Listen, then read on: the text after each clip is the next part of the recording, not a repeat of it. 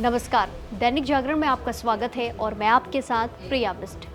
बिहार की राजनीति में इस समय एक बड़ा सवाल ये है, क्या सीएम नीतीश कुमार अब दिल्ली की ओर बढ़ रहे हैं या फिर ये सिर्फ एक सियासी रणनीति है या फिर जबरन ये सब कुछ हो रहा है दिल्ली शिफ्ट का खेल।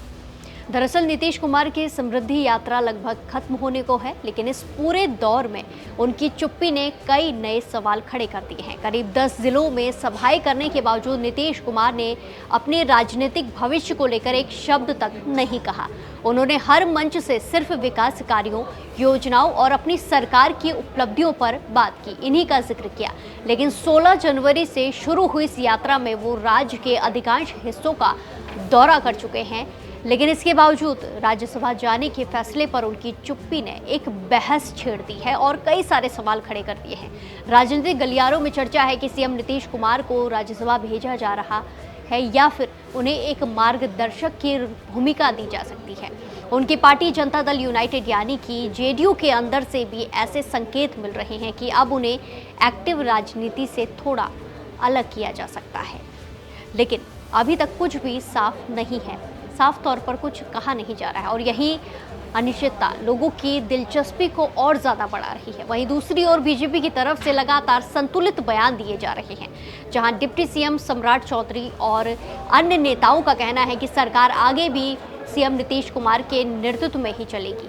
ये बयान एक तरफ स्थिरता दिखाता है, लेकिन दूसरी तरफ ये भी संकेत देता है कि अंदर ही अंदर कुछ बड़ा बदलाव हो सकता है। हाल ही में एक सभा में सम्राट चौधरी के कंधे पर हाथ रखकर समर्थन की अपील करने वाला दृश्य भी काफी चर्चा में रहा है और उस पर भी कई सारे कयास लगाए जा रहे हैं। कई लोग इसे भविष्य के नेतृत्व के संकेत के तौर पर देख रहे हैं, जबकि कुछ लोग इसे सिर्फ एक सामान्य राजनीतिक अंदाज बता रहे हैं। लेकिन राजनीति में ऐसे छोटे छोटे संकेत भी बड़े मायने रखते हैं। जेडीयू के अंदर भावनात्मक माहौल भी देखने को मिल रहा है। पार्टी के कई नेता नीतीश कुमार से जुड़े हुए हैं और उनके भविष्य को लेकर भावुक भी नजर आ रहे हैं। वहीं बीजेपी लगातार ये भरोसा दिला रही है कि अंतिम फैसला नीतीश कुमार का ही होगा और उनकी सोच के अनुसार ही आगे की रणनीति तय होगी। अगर पिछले कुछ सालों को देखा जाए तो नीतीश कुमार कई बार बड़े राजनीतिक फैसले लेकर सबको चौंका चुके हैं। उन्होंने गठबंधन बदले, नई रणनीतियां अपनाई और हमेशा अपने फैसलों को आखिरी समय तक गोपनीय रखा।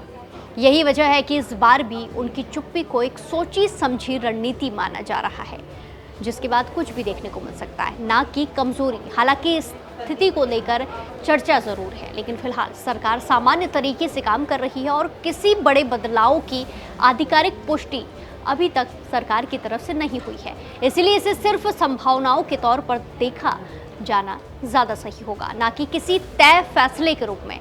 तो सवाल अभी भी यही है, क्या नीतीश कुमार राज्यसभा जाएंगे या फिर बिहार की राजनीति में ही नई भूमिका निभाएंगे? फिलहाल जवाब उनकी चुप्पी में ही छिपा हुआ है, जो कुछ दिन में ज़रूर सामने आएगा। लेकिन इतना ज़रूर है कि आने वाले दिनों में बिहार की राजनीति में कुछ बड़ा देखने को मिल सकता है। आप क्या सोचते हैं? ये सियासी रणनीति है या बदलाव की शुरुआत? अपनी राय कमेंट्स में ज़रूर बताइए। नमस्कार।